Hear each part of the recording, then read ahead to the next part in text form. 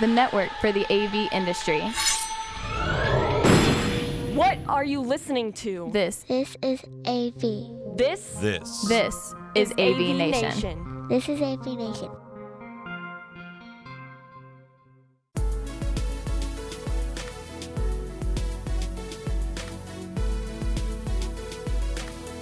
This is Tim Albright with AVNation with an AVNation special, taking a look at smart buildings, and with me to talk about it are smart people.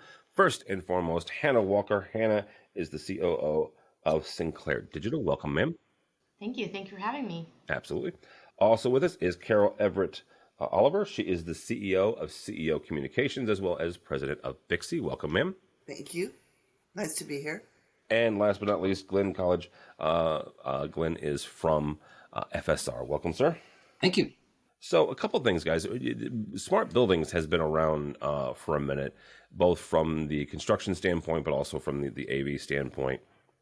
And it is a very generic, sometimes can be a generic term, but let's get some definitions here. And Carol, we're going to start with you. When we say smart buildings, what are we talking about? Okay, let's lead up to that because smart buildings is also synonymous with an intelligent building. So when you think of a building, you don't think of a building being smart.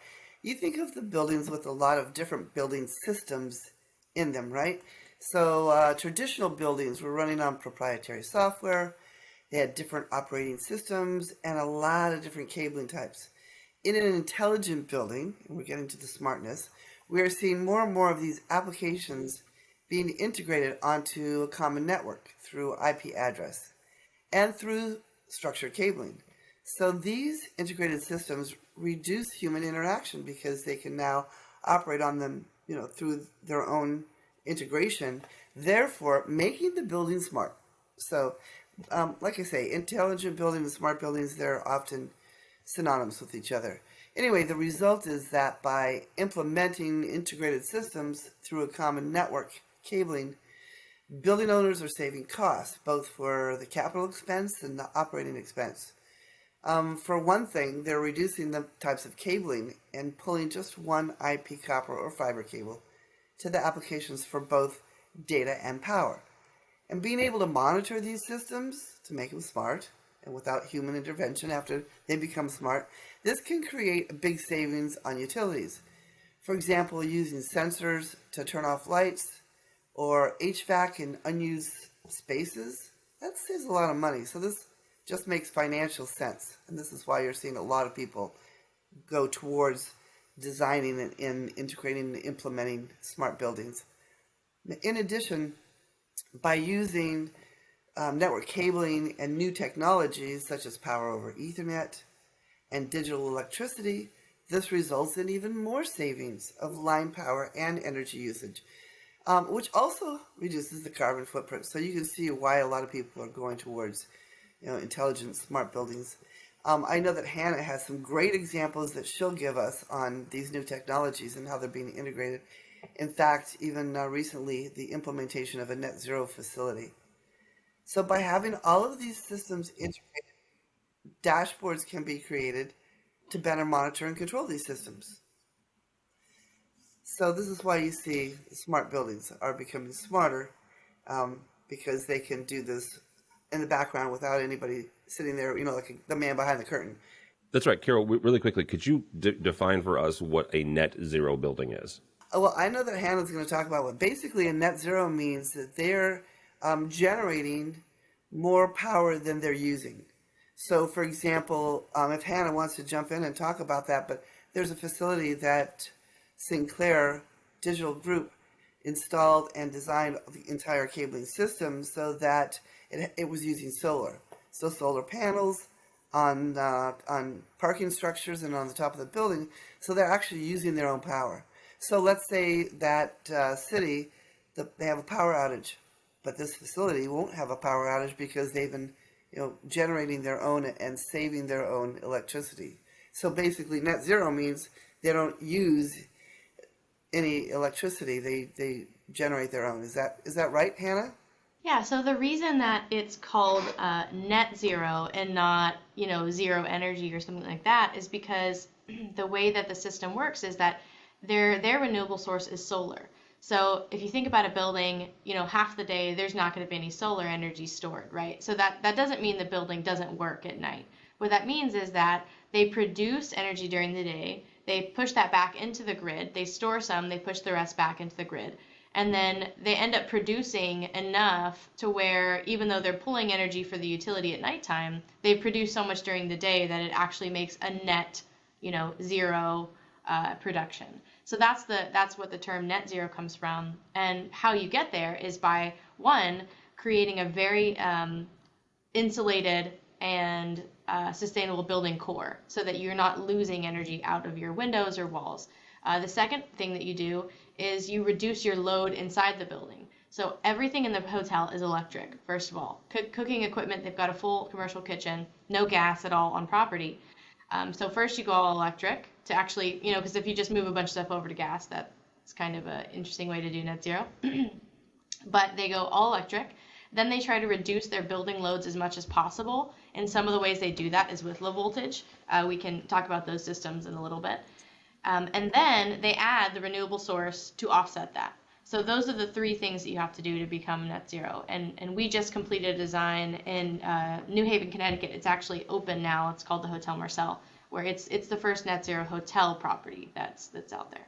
And really quickly, can you? I understand some of the cost savings here, right? And certainly the carbon footprint savings as well. But overarching, when you look at why a customer would kind of choose to go this route, what is the underlying driving force, or is it just it depends on what the end customer is looking to achieve? So it does depend on what the goal of the end customer is. I would say it really breaks down into three main categories. The first is if the customer has high level sustainability goals. So if the customer has desire to do a net zero property, for example, and their main concern is how do I get my load as low as humanly possible, they're going to be looking at some of the solutions that we provide, which is using low voltage DC directly to end devices to reduce that AC to DC energy loss conversion. And if they are going to be doing solar and they want to look at batteries, and if they're wanting to, get rid of diesel in the building, get rid of gas, look for electrical systems that can replace those types of solutions, like using a battery instead of diesel. Those sustainability goals would drive the use of low voltage DC technology in a building. Another goal that we have is for hospitality specifically, and maybe some commercial office, I would say, is that they're looking to enhance the user experience.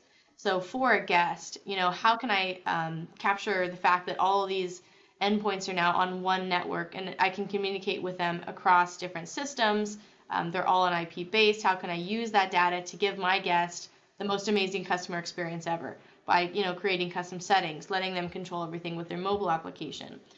All of those things that are possible using low voltage technology. So that is a secondary infrastructure we see, or conduit as far as why people want to use this type of technology. The third is now, I would say, emerging now, which is just meeting the current codes and standards that are coming out by legislation. For example, New York just passed a bill which makes every building in the city, it has to reduce its electrical load by 30%. And if they do not, they will be heavily fined. And that's by 2030, I believe. It's Title 29. So other states are getting rid of gas in properties. You cannot put natural gas in your property. There are certain states that will fine you for testing your diesel generator, which is required in every high-rise building, and you have to test it once a month or else it doesn't work. But now you're going to be fined to do that. So other people are using these types of solutions to just not be fined by the city and the state because their energy goals are getting more rigorous as they pass new legislation. And people are really figuring out how do we do practical things to meet these goals and still be cost effective in our construction, and how do we look forward to the next 10 years or 15 years with what I'm building today. So that's kind of the third avenue that we're starting to see pick up more, just purely based on energy efficiency and how do I meet the current legislation that's coming out and meet all the requirements that they're asking for. Glenn, let's bring the AV part of this. And how does this move to intelligent and smart buildings impact integrators? Thanks, Tim. There's a lot of things here that apply. For example, I know many national AV companies that have either partnered with or have purchased a structured cabling company. Okay.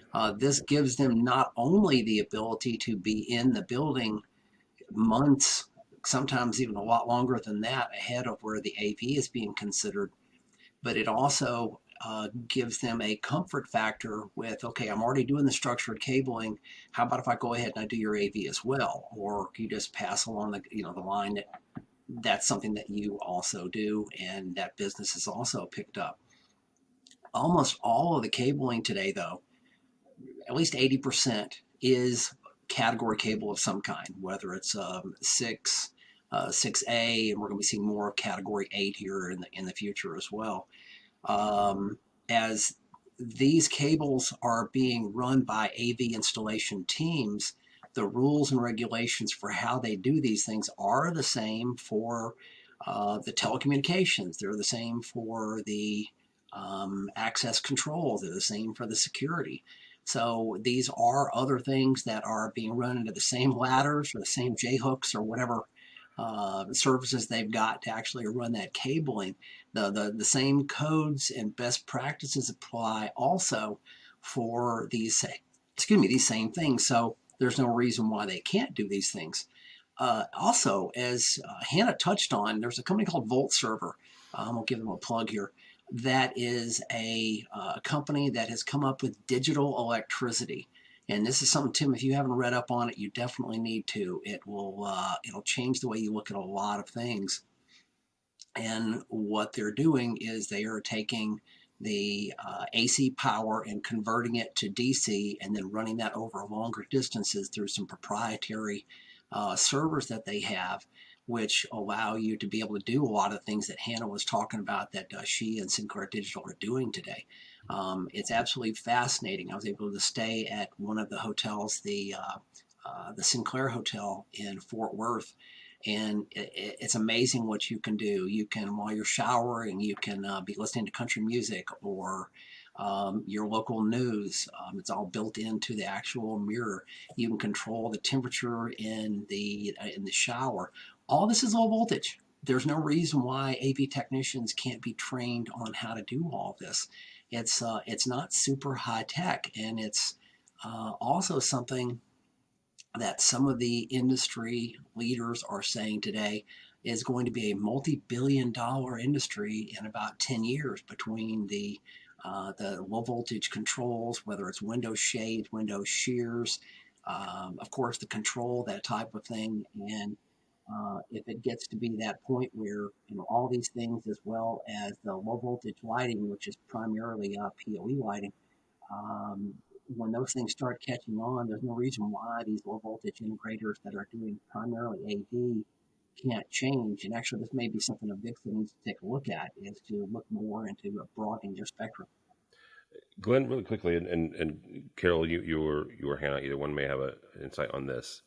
If this is really moving to a $10 billion industry in the next 5 to 10 years, and you are a low voltage contractor, you're an AV contractor, you're an electrical contractor, what would you do today to kind of position yourself to get into and kind of, position your company as an expert in this field? If this is going to grow to $10 billion, then, not one company is going to do this. So there will be several folks that will be needed. How would you position your company to kind of,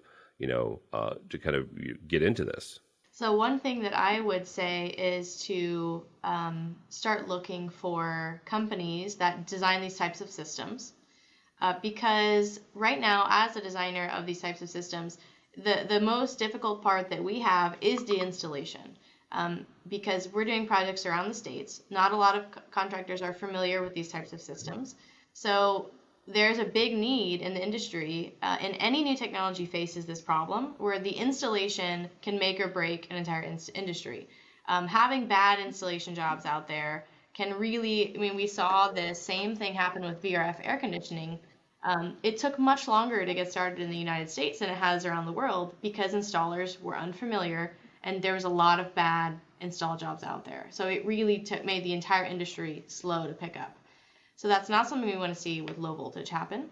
So I'm always looking for companies that are interested in this type of solution to start to learn about how these solutions go together. So, there's a lot of people out there right now, ourselves and other companies as well, that want to help installers be familiar with these systems to install them correctly. You can find, a lot of us at BICSI. You can find people, putting jobs together, bids, other designers, electrical engineers, other low voltage designers that are doing this. So that would be my first recommendation, is to reach out to a designer or a manufacturer even that makes PoE products and ask them, how can we get certified in your system and how can we be involved in projects? Because I guarantee you that around the United States, there's a huge need right now for installers that know what they're doing. And if I can see that installer is eager to learn and is willing to bid on jobs for us and be part of, an open bid, then, I'm more than happy to recommend them to any of my clients. Yeah, I agree with, what Hannah's saying. And so, you kind of put together a group of partners of people that you want to, I don't want to use the term, but I am going to use it, cross-pollinate. So you've got people who are educated in, in AV, and then you've got people who are educated in structured cabling, and they need to come together. So now you're seeing a lot of people working together because, you've got certain education in, whether it's an installer of just data and voice cabling or an AV integrator or even a security guy. I remember doing presentations, when IP cameras first came out and almost having tomatoes thrown at me because they thought that low voltage was going to take over and there wasn't going to be any more use for security integrators.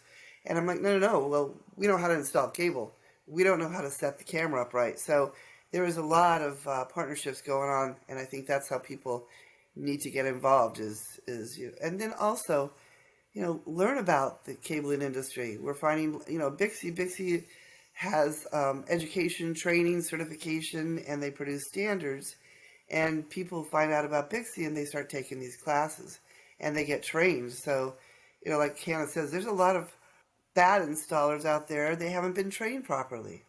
And Tim, if I can add to that, I've I've seen a lot of bad installations too over the years. I think almost all of us have, one way or the other. Whether we, hopefully, it wasn't anything that any of our team necessarily did, but it definitely applies to it.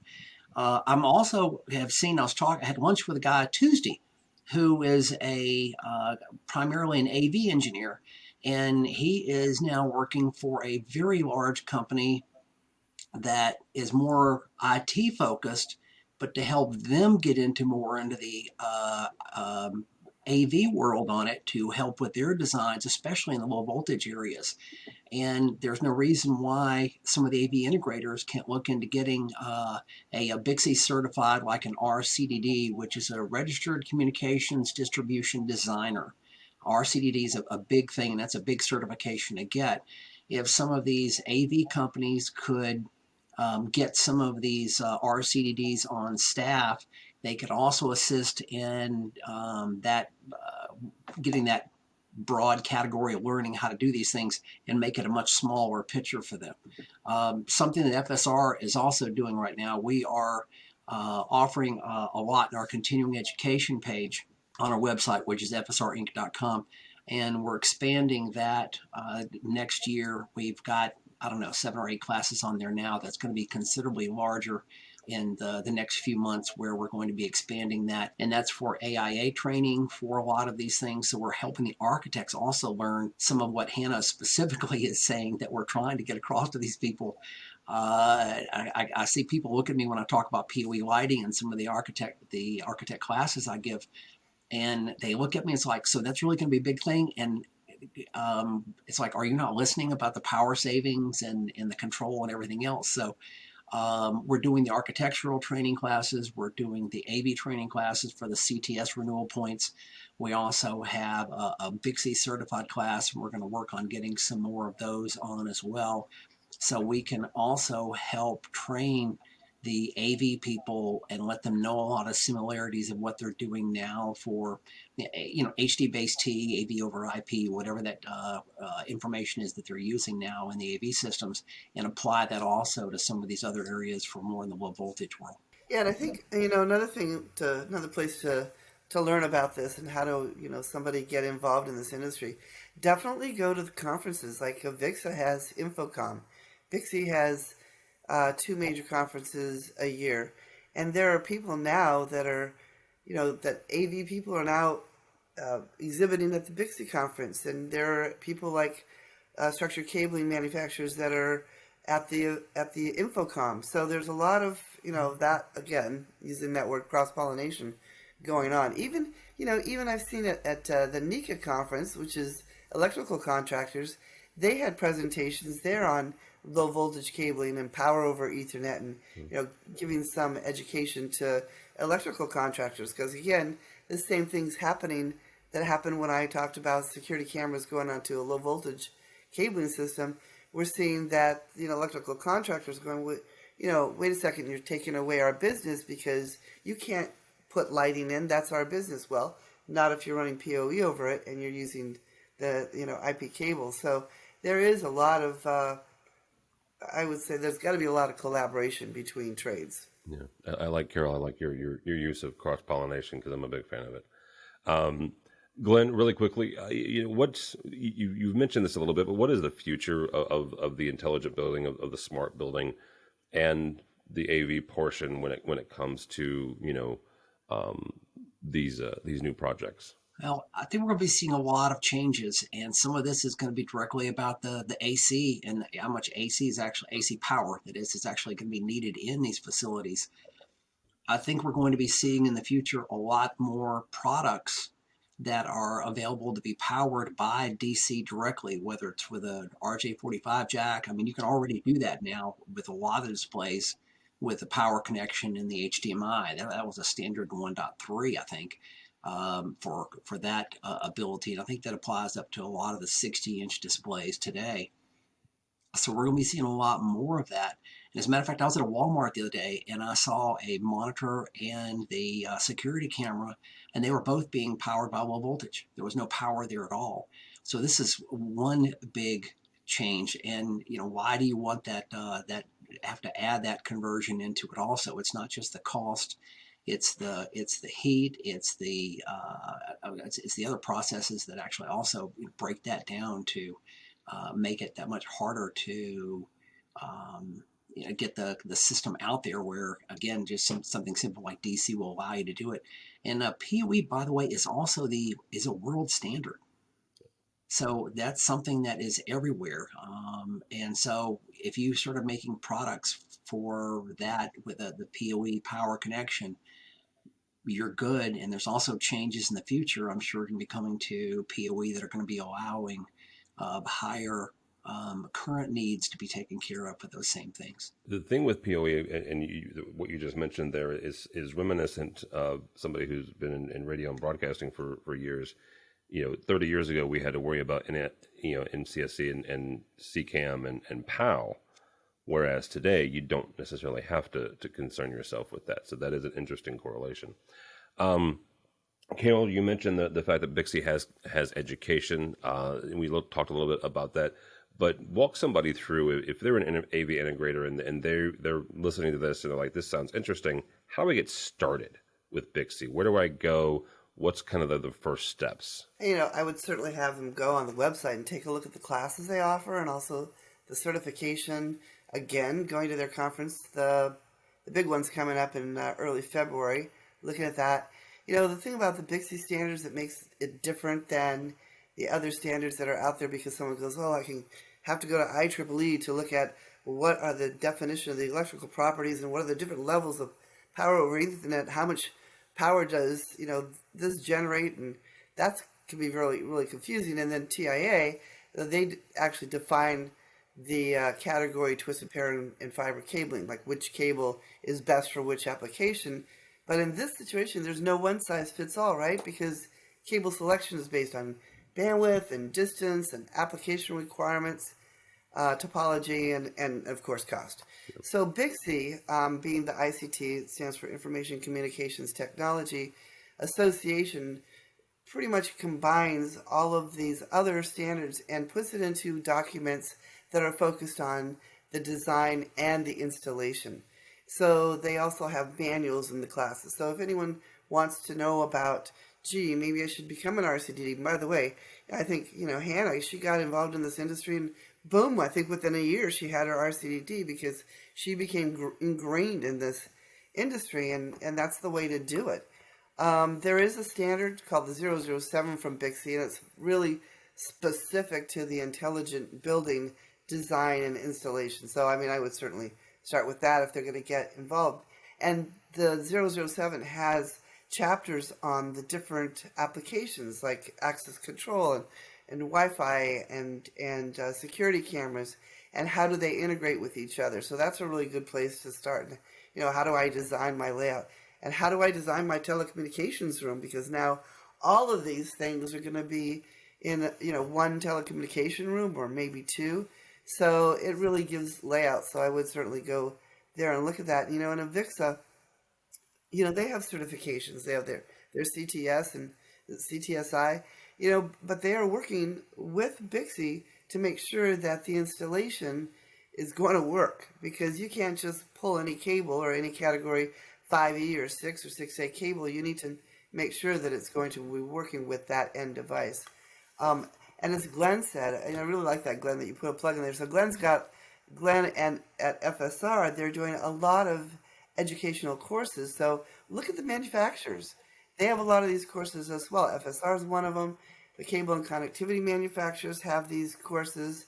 So there is a plethora of information and education if you just, take a peek under that rug or wherever you want to find it. But, just go on. And in fact, BICSI has a listing of the courses that by the manufacturers that will give continuing education credits.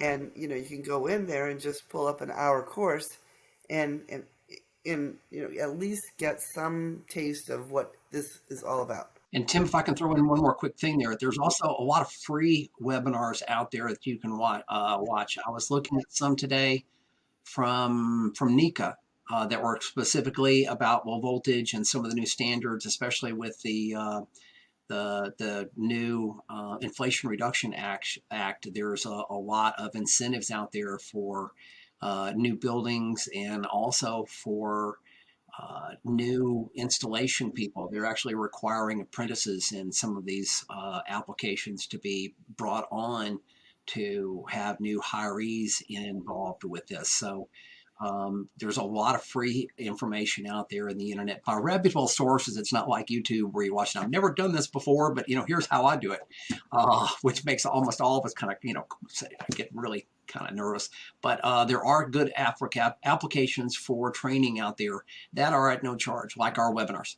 We don't charge for those live webinars that we do. That's a good point that you brought up. There are so many free courses out there that so it's not like, how much is this going to cost me? That's a good point, Glenn. Yeah, absolutely. Thank you guys so much. Hannah Walker. Hannah is from Sinclair Digital. How do people connect with you or Sinclair Digital?